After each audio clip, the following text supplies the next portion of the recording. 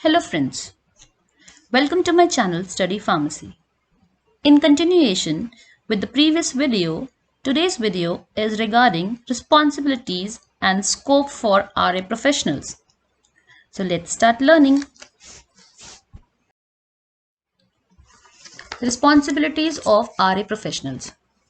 इस वीडियो में हम ये देखेंगे कि भाई जो हमने पिछला वीडियो में देखा था कि जो जो रेगुलेटरी अफेयर्स वाले होते हैं उनका में हमने पढ़ा था कि हर एक डिपार्टमेंट में इंडस्ट्रियल फार्मेसी में वेरियस डिपार्टमेंट्स में उनका बहुत इंपॉर्टेंट रोल होता है. We had already discussed in our previous video. तो यहाँ पे हम देखेंगे कि उनकी डिफरेंट डिपार्टमेंट्स में क्या क्या रिस्पॉन्सिबिलिटीज हैं और इन प्रोफेशनल्स का कहाँ कहाँ पे स्कोप है. अगर आप फार्मेसी बी फार्म के बाद अपनी ग्रेजुएशन के बाद जो है इस डिपार्टमेंट में जाना चाहते हैं, आप इंटरेस्टेड हैं इस डिपार्टमेंट में रेगुलेटरी अफेयर्स में, तो आप कहाँ कहाँ पे आपके लिए ये स्कोप है इस डिपार्टमेंट में. So in the current competitive environment, reducing the time needed to reach the market is essential for the success of a product and therefore for a company. अभी अगर हम बात करें जैसे कि अभी प्रेजेंट एग्जाम्पल अगर हम लेके चलते हैं जैसे कि कोरोना वैक्सीन के बारे में अगर देखें तो वहां पे क्या है, इधर पे आप बहुत इजीली इसको कोरिलेट कर सकते हैं आरए प्रोफेशनल्स की रिस्पॉन्सिबिलिटीज को. जो भी कंपनी जितनी जल्दी और बेस्ट प्रोडक्ट इस पर्टिकुलर डिजीज के लिए जो है ड्रग प्रोडक्ट को मार्केट में ला सकेगी, वही कंपनी जो है सबसे सक्सेसफुल उसका प्रोडक्ट होगा और वही कंपनी जो है सबसे अच्छी मानी जाएगी. ठीक है, तो इस आजकल के जो कॉम्पिटिटिव एनवायरनमेंट है तो इस समय जो है सबसे इंपॉर्टेंट चीज यही है कि सबसे कम टाइम में सबसे अच्छा प्रोडक्ट जो है जो मार्केट में लॉन्च कर सके, जिसके प्रोडक्ट की जो है मार्केट में बहुत अच्छी एफिकेसी हो, वही चीज जो है आजकल मार्केट में इसी चीज का कंपटीशन है सबसे ज्यादा. तो एक जो गुड आरए प्रोफेशनल होगा, जो एक अच्छा आरए प्रोफेशनल होगा, वो किस अप्रोच को लेगा? राइट फर्स्ट टाइम, मतलब सबसे पहले टाइम पे जो अपनी चीजों को जो है समझ सके और फटाफट जो है उसमें अपना अच्छे से रोल प्ले कर सके, इस तरीके की अप्रोच को जो लेके चलेगा वही जो है क्या होगा, सबसे अच्छा एक आपका गुड आरए प्रोफेशनल होगा, गुड रेगुलेटरी अफेयर्स का प्रोफेशनल होगा. ठीक है, और ये जो प्रोफेशनल्स होते हैं they play a very important role in coordinating scientific efforts with regulatory needs throughout the life of a product. आपके प्रोडक्ट डेवलपमेंट से लेके जो आपका न्यू ड्रग आया है उसके डेवलपमेंट से लेके प्रोडक्ट मार्केट के बाद पोस्ट मार्केट सर्वेलेंस तक जो है यहाँ पे आपके रेगुलेटरी अफेयर्स जो है पूरा एक इंपॉर्टेंट रोल प्ले करता है और कोऑर्डिनेट करता है सारी चीजों को.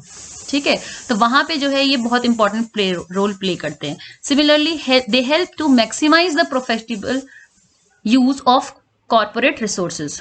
तो जो भी कॉर्पोरेट के रिसोर्सेज हैं, जो भी रिसोर्सेज अवेलेबल हैं कॉर्पोरेट में या इंडस्ट्री में, उन रिसोर्सेज को यूज करके सबसे ज्यादा मैक्सिमम प्रॉफिटेबल जो प्रोडक्ट वो प्रोड्यूस कर सके, ये रोल है आपके आरए प्रोफेशनल्स का. ठीक है, तो अब एक अच्छे आरए प्रोफेशनल की क्या क्या क्वालिटीज होनी चाहिए? What should be the qualities for a good RA professional? So, one should have a good analytical skills. आपकी एनालिसिस करने की स्किल्स जो है बहुत अच्छी होनी चाहिए. आप मार्केट के सर्वे को एनालिसिस करेंगे, आप ड्रग की इफेक्टिवनेस की जो रिपोर्ट होगी उसको एनालिसिस करेंगे, जो वैलिडेशन रिपोर्ट्स हैं उनको एनालाइज करेंगे, और उसी सब से जो होते होते आप एक फाइनल प्रोडक्ट तक मार्केट तक लेके आएंगे, तभी तो एक स्ट्रैटेजी बना पाएंगे जब एक एनालिसिस की स्किल्स आपकी बहुत अच्छी होंगी. So one should have a good analytical skills. Then again they should have a good negotiating skills. Negotiating skills क्यों? क्योंकि ये क्या होते हैं, they are a platform between the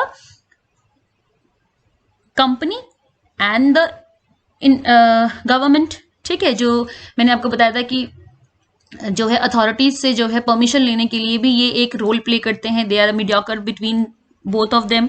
ठीक है, वही अगर आप जहां से आप टेक्नोलॉजी कहीं से आप यूज करना चाहते हैं या कहीं से आप अपना कुछ चीज प्रोक्योर करवा रहे हैं, तो वहां भी आरए प्रोफेशनल्स का रोल होता है. तो वहां पे निगोशिएट करने की जो है अगर उनकी अच्छी स्किल्स होंगी तो they are very responsible there.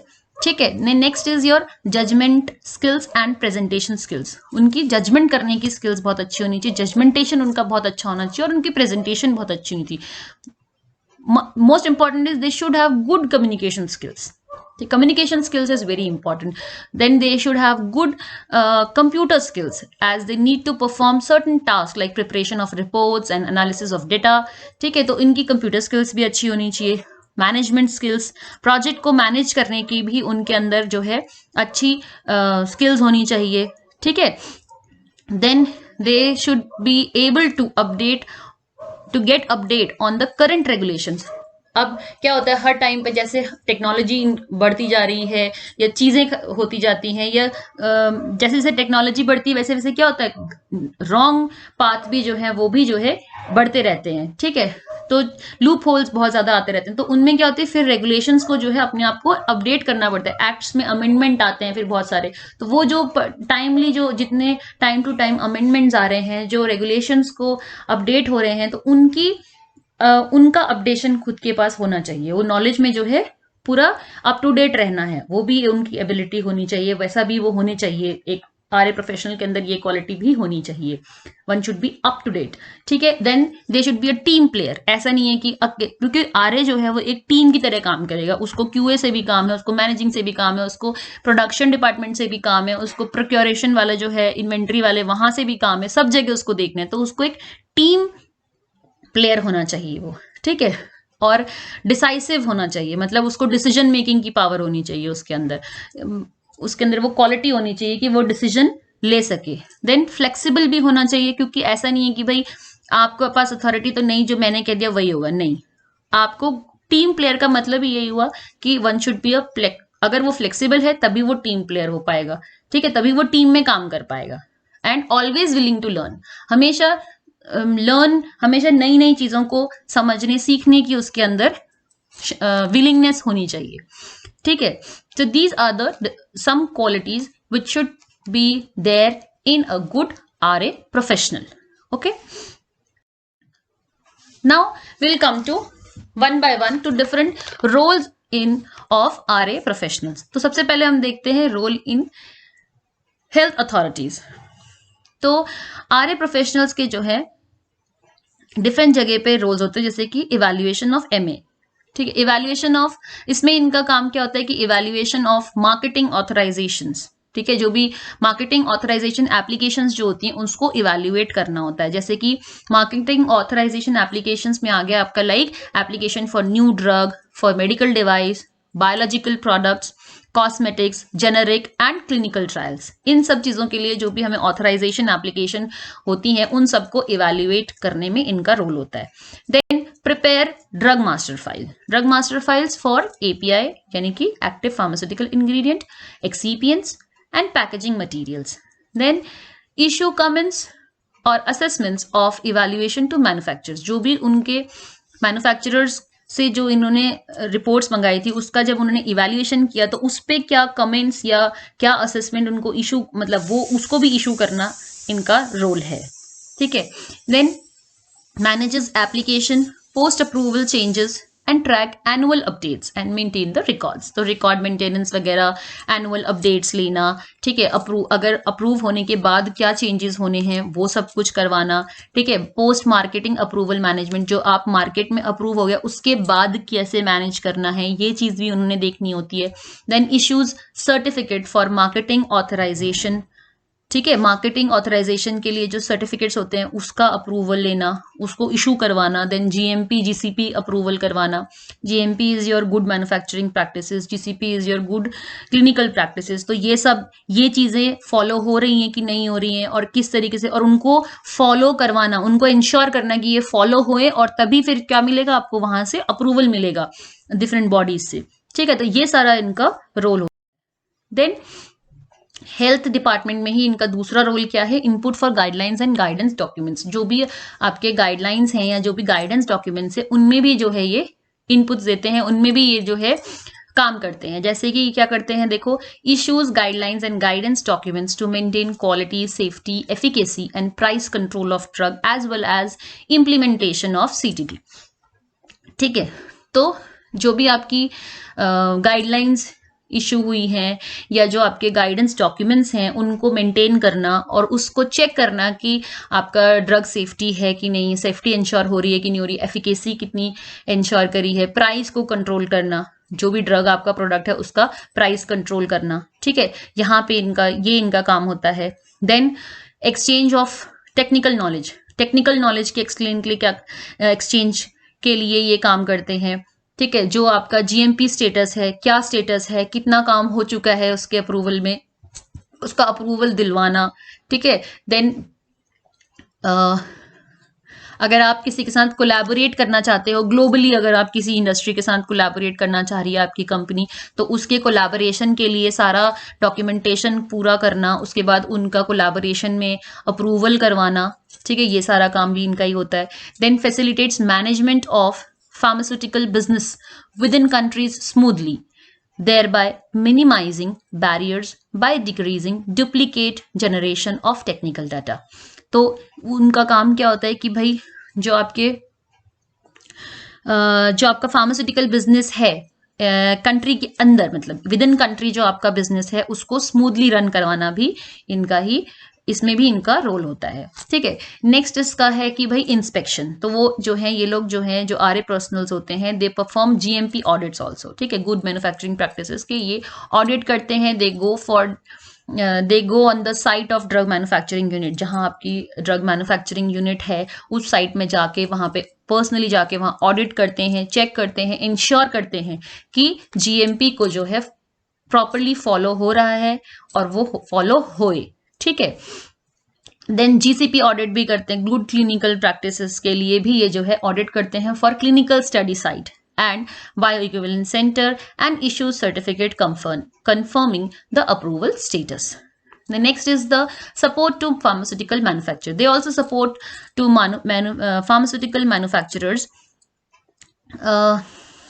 in defining pathway of drug development. They define the pathway for the drug development during pre-NDA meeting and provides comments and suggestions, thereby confirming the drug development pathway। तो ये क्या करते हैं, जब starting जो हो रहा है, जब आपका ड्रग डेवलपमेंट का जो स्टार्ट हो रहा है वहीं से जो है they help and support by giving the comments and the suggestions, ठीक है, कि कौन सा डेवलपमेंट पाथवे कौन सा लेना है, कैसा डेवलपमेंट पाथवे होना चाहिए, क्या उसमें प्रोसीजर्स और क्या उसमें टेक्निक्स और स्ट्रैटेजीज यूज करनी चाहिए, तो वो सबको भी जो है ये हेल्प करते हैं उस चीज़ों में भी।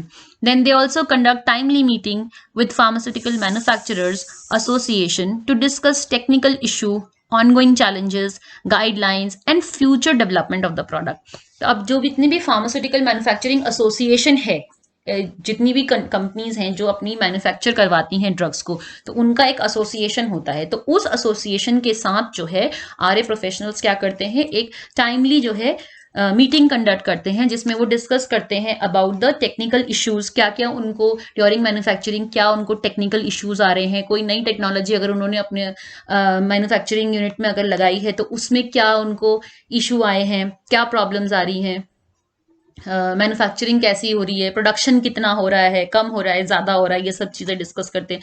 क्या उनको ऑनगोइंग चैलेंजेस क्या हैं, उसके लिए हम क्या कर सकते हैं, क्या स्ट्रैटेजीज अपना सकते हैं, ठीक है। उसके बाद जो भी नया हम जो फ्यूचर में जो प्रोडक्ट को हमें डेवलप करना है उसके लिए हमें क्या गाइडलाइंस फॉलो करनी चाहिए, कौन सी टेक्नोलॉजी उसके लिए बेस्ट होगी और टेक्नोलॉजी को हम कैसे एनहांस कर सकते हैं। तो ये सारी चीज़ों में जो है इस तरीके से जो है ये इंफॉर्मेशन दे के या असिस्ट करते हैं, सपोर्ट करते हैं to the pharmaceutical manufacture. They also next is monitoring of drug safety and efficacy. तो इनका काम इसमें भी होता है, जो आपका ड्रग सेफ्टी है और जो उसकी एफिकेसी है उसको भी मॉनिटर करना में इनका रोल रहता है आरए प्रोफेशनल्स का। So they monitors drug safety by collecting pharmacovigilance data. Pharmacovigilance अभी आपने आजकल बड़ा एक मतलब नया ब्रांच बोल सकते हैं कि वो आया है, जिसमें जो है आप जितना भी आपका ड्रग सेफ्टी से रिगार्डिंग और ड्रग एफिकेसी के रिगार्डिंग और एडीआर से रिलेटेड जो है डेटा को हम कलेक्ट करते हैं और उसके ऊपर जो है हम उस डेटा पे जो है फिर रिसर्च होती है, ठीक है। तो इस पे भी जो है ड्रग सेफ्टी को जो है ये मॉनिटर करते हैं by collecting the pharmacovigilance data and time to time reviewing drugs in markets through labels and accordingly taking appropriate actions if required. ठीक है, then they also monitor results obtained from clinical trials and approval of study results for the next phase of the study. तो जो आपका clinical trials में जो भी drugs हैं, जो प्रोडक्ट्स हैं क्लिनिकल ट्रायल्स में, उनकी रिजल्ट्स को जो है हर एक फेज में उनके रिजल्ट्स को जो है स्टडी करते हैं, उसको चेक करते हैं और उसको अप्रूवल के लिए, मतलब ये अप्रूव हो सकता है नहीं हो सकता है, इन चीजों को चेक करते हैं और उसके बाद जो है उसको फर्दर अप्रूवल के लिए भेजते हैं. Then they also allows rapid designation of essential drugs for the patient population. ठीक है, तो कौन से टाइप की पॉपुलेशन को, कौन से पेशेंट्स, किस टाइप की पेशेंट पॉपुलेशन को कैसी असेंशियल ड्रग्स जो है वो मिलनी चाहिए, कौन सी ड्रग्स जो है आपकी असेंशियल्स में आएंगी. ठीक है, ये सारा चीजें भी जो है ये सारे जो है चीजें भी जो है आपके आरए प्रोफेशनल्स जो है देखते हैं. ठीक, तो ये तो था आपका RA, role of RA professional in health. ठीक है, next is their role in pharmaceutical industry. तो यहाँ पे इनका रोल आ जाता है एक तो regulatory strategy for the drug development, मतलब स्ट्रैटेजीज बनाना इनका मेन काम हो जाता है. ठीक है, regulatory strategist play a very important role in following areas. कौन कौन से? They play a crucial role during the drug product selection for specific market. एक स्पेसिफिक टाइप ऑफ मार्केट के लिए, स्पेसिफिक मार्केट का मतलब हो गया यहाँ पे कि जैसे कि आपने ये एक चीज को सेलेक्ट कर लिया कि हम जीरियाट्रिक के पेशेंट्स के लिए ही मेडिसिन बनाएंगे, या हम पीडियाट्रिक्स के लिए ही पेशेंट्स के लिए ही मेडिसिन अपना जो है मेडिकल प्रोडक्ट बनाएंगे, या जो हो गया आप एक पर्टिकुलर टाइप जैसे डायबिटीज हो गई या हाई ब्लड प्रेशर हो गया, या फिर और कोई डिजीज है आपकी कार्डियोवेस्कुलर कोई डिजीज है, तो वो पर्टिकुलर मार्केट से मतलब ये हो गया कि इस टाइप के ड्रग के रिलेटेड जो है हम, या इस टाइप के डिजीज से रिलेटेड, या इस टाइप के पर्टिकुलर लोगों से रिलेटेड जो है हम अपना ड्रग प्रोडक्ट का बनाएंगे. ठीक है, then being a part of business development activities, marketing and project team meeting perform several functions. तो ये क्या होते हैं कि भाई ये जो आपका बिजनेस डेवलपमेंट एक्टिविटीज हैं, जो मार्केटिंग है, प्रोजेक्ट टीम्स हैं, इन सब में इनका जो रोल होता है, इसलिए जो है ये बहुत सारे काम करते हैं. In consultation with the specified health authority defines the forms of application, that is new drug और जेनेरिक एप्लीकेशन. तो यहाँ पे क्या है, वो जो हेल्थ अथॉरिटी होती है उसके साथ कंसल्ट करके ये फिर न्यू ड्रग एप्लीकेशन, जैसे हमने एनडीए बोला था पीछे, तो एनडीए जो है ये अप्लाई करते हैं, उसके लिए फॉर्म को फिल करते हैं. देन ठीक है, then they prepare global regulatory plan defining chemistry, manufacturing and control, clinical and non clinical requirements. तो ये जो है ग्लोबल रेगुलेटरी प्लान जो होता है उसको भी प्रिपेयर करने में इनका रोल रहता है, और वहाँ उसके लिए भी जो है ये उसको भी प्रिपेयर करवाते हैं, जो कि किस लिए होता है, बेसिकली जो आपका नया प्रोडक्ट है या जो कोई भी, अगर आपको केमिकल में बोलूँ या ड्रग एपीआई बोलूँ, तो उसकी केमिस्ट्री को डिफाइन करने के लिए, या जो मैन्युफैक्चरिंग कैसे होगी वो प्रोसेस को एसओपी डिफाइन करने के लिए. ठीक है, या क्लिनिकल और जो नॉन क्लिनिकल रिक्वायरमेंट्स है उनको डिफाइन करने के लिए, तो इन सब चीज़ों के लिए जो है ये वर्क करते हैं. Then give advice to R&D team to develop product at laboratory scales with compliance of regulatory criteria. कि भाई जो आपका लेबोरेटरी स्केल पे जो है, जो हमारी रेगुलेटरी क्राइटेरियाज हैं उनको फॉलो करते हुए कैसे हम ड्रग को डेवलप कर सकते हैं, अपने प्रोडक्ट को डेवलप कर सकते हैं. ठीक है, लेबोरेटरी स्केल्स में उसको फिर लेबोरेटरी स्केल से उसको इंडस्ट्रियल स्केल पे या मार्केटिंग स्केल पे प्रोड्यूस करवाना, वो भी जो है उसमें भी जो है इनका ही हेल्प रहता है. Then they also help in execution of validation for manufacturing batches. ठीक है, then defining batch number, batch size, criteria. ठीक है, और इवेल्युएशन ऑफ टेक्निकल डाटा, इन सब में भी इसका रोल रहता है. Then involve in deciding labelling requirements, कि भाई जो आप लेबलिंग आपने देखा होगा, आपने पढ़ा भी होगा फर्स्ट ईयर में, कि भाई हम जो है हर ड्रग में या हर जो हमारी फॉर्मुलेशन होती है उसके लिए स्पेसिफिक टाइप का लेबल बनवाते हैं. तो ये लेबल कैसा होना चाहिए, क्या क्या उसमें लिखा होना चाहिए, किस तरीके से वो डिजाइन होगा. ठीक है, ये सारी चीजें भी जो है आरए इसमें भी जो है एडवाइस देता है, यहाँ पे भी इसका रोल प्ले होता है. ठीक है, and they also play key role in applying for site inspection to comply with GMP. जो गुड मैन्युफैक्चरिंग प्रैक्टिस को फॉलो हो रहा है करके उस तरीके से जो है वो क्या करता है, पूरा जो इंडस्ट्री है उसमें जो आपका वहां पे जीएमपी को फॉलो करवा रहा है, वहां से इंश्योर करवाता है कि वो फॉलो हुए। और साइट जब इंस्पेक्शन होता है उनका, तो इंस्पेक्शन भी करवाने में इनका आरए प्रोफेशनल्स का बहुत बड़ा होता है। ठीक है। देन इंडस्ट्री में इनका और एक रोल होता है मार्केटिंग ऑथराइजेशन एप्लीकेशन। जितनी भी आपकी एनडीए हो गई, एनबीए हो गई, NBA is new biologic application, या आपका सीटीए हो गया यानी कि क्लिनिकल ट्रायल एप्लीकेशन, तो इन सब के लिए भी जो है सबमिशन कैसे होना है, किस तरीके से होगा, उन सब चीज़ों में भी जो है ये क्रूशियल रोल प्ले करता है। Then also coordinate in preparation of type of drug master files for active substance and excipients। excipients के लिए active substance यानी कि API के लिए जो drug master files होती हैं उनको prepare करने में भी they coordinate। then they also provide technical evaluation and support during authority inspection to manufacturing and clinical sites। ठीक है। then they also submit pharmacovigilance study data to health authority for marketed products। जो भी जितने भी marketed products हैं उनके जो pharmacovigilance data है, फार्माकोविजिलेंस जो स्टडी हुई है उन मार्केटेड प्रोडक्ट्स पे, उनका डेटा इकट्ठा करके, कलेक्ट करके, उसको कोलेट करके then they submit it to health authority. ठीक है।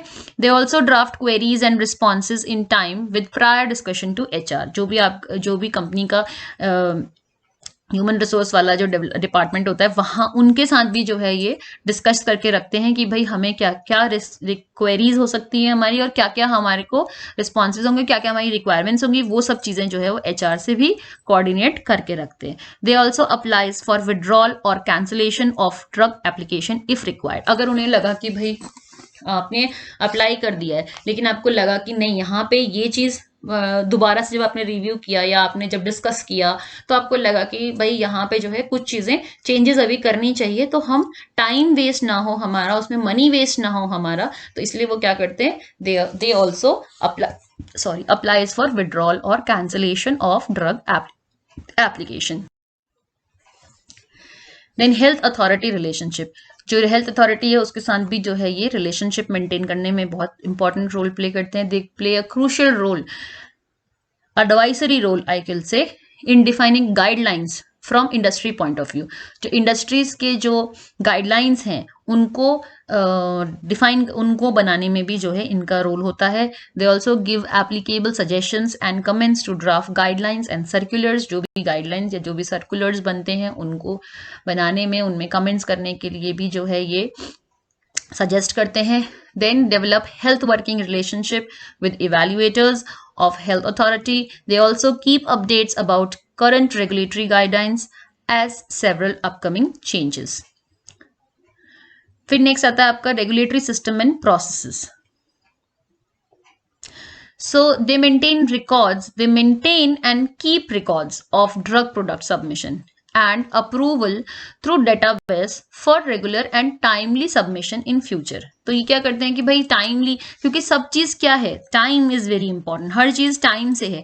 हर काम अगर आपका बैक टू बैक टाइमली होता जा रहा है देन फाइनली जो है आपको बहुत ज्यादा कॉस्ट इफेक्टिव हो जाएगा ये चीज। ठीक है। और अगर आपका हर चीज में डिले होता जाएगा देन आपके लिए वो चीज खराब हो जाएगी। इससे पहले कि आप भी मान लो आपकी कंपनी भी किसी एक प्रोडक्ट पे काम कर रही है और सिमिलरली दूसरी कंपनी भी किसी एक प्रोडक्ट पे काम कर रही है, सिमिलर टाइप ऑफ प्रोडक्ट पे, और अगर आपके यहाँ पे डिले हो जा रहा है और वहां पे वो सही टाइम से चल रहे हैं then they will be first to launch. जैसे अभी कोविड के टाइम पे हो रहा था कि फाइजर ने भी निकाला अपना, और क्या कहते हैं सीरम इंस्टीट्यूट ने भी, सारी कंपनीज जो बड़ी बड़ी यूनिवर्सिटीज थी, साइंटिस्ट थे, सब काम कर रहे थे इसके ऊपर। बट जिनका बिल्कुल बैक टू बैक सही रिजल्ट्स आते गए, जिनके मैं बोल सकती हूँ कि साइंटिस्ट और RAs ने मिलके बहुत अच्छा रोल प्ले किया है, उनका रिजल्ट्स बहुत अच्छे आए हैं। आप अभी देख सकते हो कोवैक्सीन हो गया, कोविशील्ड हो गई, बहुत अच्छे से काम कर रही है और उसका प्रोडक्शन भी बहुत अच्छा हो रहा है। अब तो इंडिया उसको एक्सपोर्ट भी कर रहा है। ठीक है। तो वही है, विद इन टाइम रहते जिसने कर लिया सबसे पहले, तो वही काम है कि भाई वही चीज हमें करवानी है। बेसिकली टाइम रहते हमारा प्रोडक्ट जो है मार्केट पे लॉन्च हो जाना चाहिए, और सिर्फ लॉन्च होना ही नहीं है, वो वहां पे अच्छे से रिजल्ट्स भी देने हैं उसने। ठीक है, तो ये चीज भी हमें ध्यान देनी है। तो ये काम किसका है, आरए प्रोफेशनल्स का मेन रोल है इसमें। बाकी डिपार्टमेंट्स के भी काम करते हैं बट इनका मेन रोल यही है इस चीज को इंश्योर करवाना। So they also help in regulatory guidelines जो होती हैं उसको बनाने में, ठीक है। Then their compliance prepare, SOPs बनवाते हैं, इंटरनल ट्रेनिंग्स करवाते हैं स्टाफ की, ठीक है। उसके बाद अलग अलग जो है कॉन्फ्रेंसेस में, वेबिनार्स में, सेमिनार्स में यहाँ पे भी जाते हैं वो, ताकि वो जो है अपनी रेगुलेटरी नॉलेज जो है उसका एक्सचेंज कर सके, ठीक है। अब बाकी लोगों से मिल सके, क्योंकि उन्हें अपडेट भी रहना है इन सब चीज़ों के बारे में।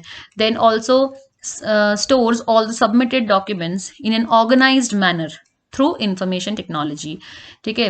सारे डॉक्यूमेंट्स को जो है एक ऑर्गेनाइज मैनर की तरह ये स्टोर भी करके रखते हैं। They also arrange software for online submission of common technical dossier. तो उसके लिए जो है ये अलग अलग जो भी सॉफ्टवेयर होते हैं अवेलेबल उनको भी अरेंज करते हैं। तो ये सारा रोल है इनका इन फार्मास्यूटिकल इंडस्ट्री।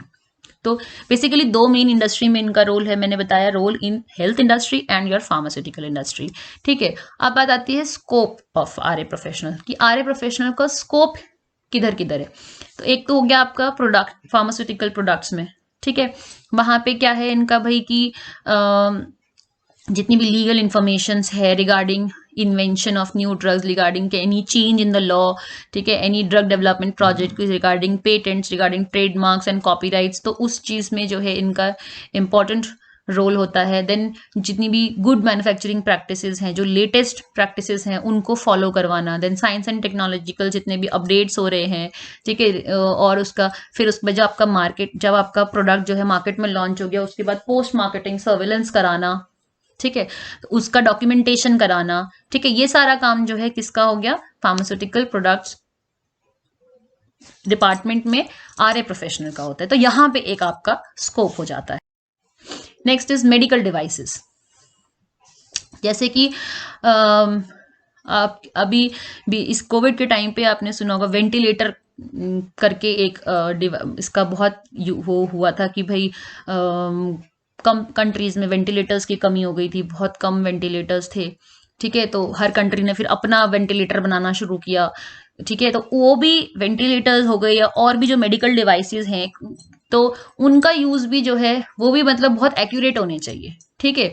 तो उनका एक्यूरेसी चेक करना, उनका प्रोडक्ट का लाइफ साइकिल चेक करना, ठीक है। तो वो और किस तरीके से वो बन रहे हैं, उनको मार्केट में कैसे प्रेजेंट करना है, ठीक है, और मार्केट में जाने के बाद उसको कैसे पोस्ट मार्केटिंग सर्वेलेंस करना है अगेन, ठीक है।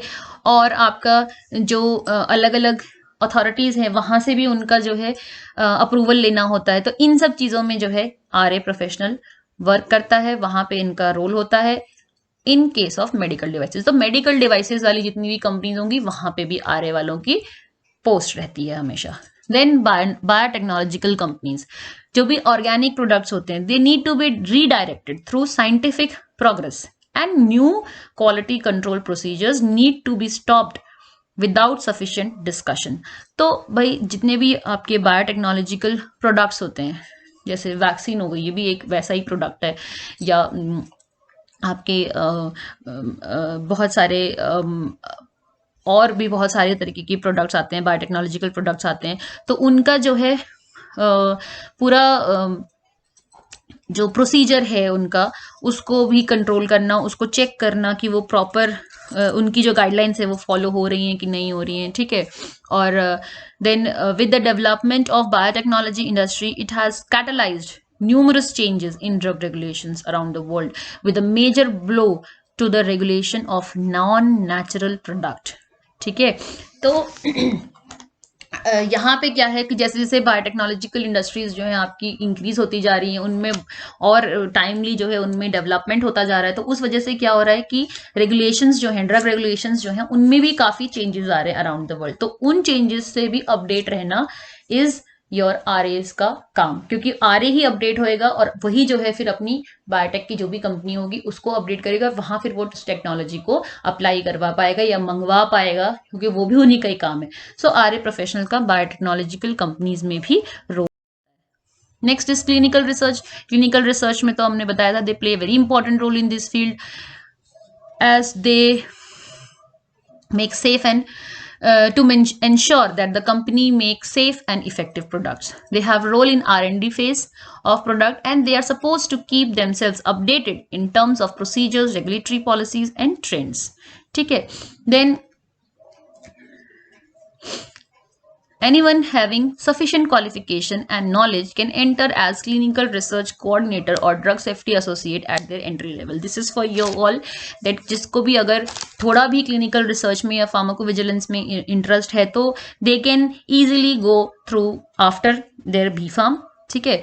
B.Pharm के बाद भी आप ज्वाइन कर सकते हैं, या फिर M.Pharm फार्मेसी प्रैक्टिस, या अगर हम M.Pharm कॉलेजी से करते हैं स्पेशली, तो you have a very good chance of getting selected, or you are of getting into the CROs, clinical research organizations, and as a clinical research coordinator or drug safety associate. So here also they are also a kind of RA professionals only, regulatory affairs. So this is also you can say scope of RA professionals. In clinical research also they have scope. Then nutritional products and cosmetic industries. तो cosmetic industries और nutritional products जो होते हैं वहाँ पे भी जो है आरए का रोल है. इन कंपनीज में भी जो है RA, as an RA you can join. So in these industries strict regulatory guidelines are followed during manufacturing, packaging, marketing. ठीक है. उसमें भी आपको पूरा सब कुछ कंफर्म करना होता है, सब कुछ उसमें जो है गाइडलाइंस जो होती हैं उनकी स्ट्रिक्टली फॉलो होनी होती है. ठीक है. जो भी उसका लेबलिंग वगैरह है वो सब कुछ भी उसमें प्रॉपर लिखा होना चाहिए कि किस टाइप का प्रोडक्ट है, वेज है, नॉन वेज, कहाँ से आपने वो चीज़ लिया है, किस सोर्स क्या है, आपका कंटेंट कितना है, क्या परसेंटेज है, everything should be included in that. Then also to confirm their regular and proper implementation, RA professionals are recruited in nutritional and cosmetic industries. तो जितनी भी गाइडलाइंस हैं वो प्रॉपरली फॉलो हो रही हैं, और वो इंश्योर करने के लिए कि जो प्रोडक्ट बनता है वो, चाहे वो न्यूट्रिशनल प्रोडक्ट है, चाहे वो कॉस्मेटिक प्रोडक्ट है, चाहे वो मेडिसिनल प्रोडक्ट है, चाहे वो मेडिकल डिवाइस है, उसको इंश्योर करना कि they are ensured, to ensure that they are safe, effective, ठीक है, and not harmful for the humans और फॉर द कंज्यूमर्स. ठीक है. तो बेसिकली इनका रोल क्या होता है, हर एक फील्ड में, हर एक डिपार्टमेंट, जितने भी मैंने आपको ये डिपार्टमेंट्स बताए, जितनी भी मैंने आपको टाइप्स ऑफ कंपनीज बताई, या यू कैन से डिपार्टमेंट्स बताए, वहां पे सब जगह इनका काम यही है, to ensure that the guideline should be strictly followed and to ensure that the product formed should be effective and safe for use. So this is all about the video. Thank you for watching this video. I hope you found this video informative and helpful. हमारी यही कोशिश है कि हम pharmacy के boring से and tough से कहे जाने वाले सब्जेक्ट्स को थोड़ा इजी बना सके, so that you all get interest in the subject. You'll get the video, you'll find this video is the kind of notes which help you all in your university exams basically. So with the best wishes to all of you, only one request I will make, that please like, share and subscribe, and अगली video को लेकर हम जल्दी आएंगे. Till then, take care and stay safe and healthy.